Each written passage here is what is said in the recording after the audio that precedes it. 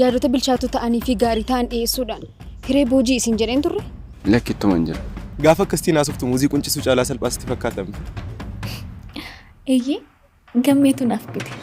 Saamsoon garuu ati nama akkamiiti? Hiree akkamiitati? Booda rabbaan keessan akkamitti akka ta'e hin beeku malee harka isaa keessa nagalfate. Nitti jijjiiramuu keenyatti dhaga'amti. Isas yoo ta'e ati natti himtee miti. Hireen garuu gammeedhaan baay'ee jaallatti. Gurbaan Ebeluu jedhamu sun jaalallee koo ture. Maal si galche?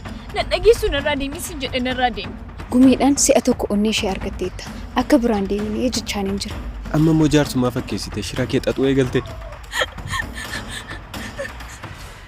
Barsiistuu koo taatee sirraa barachuu kootti baay'een qaana'a.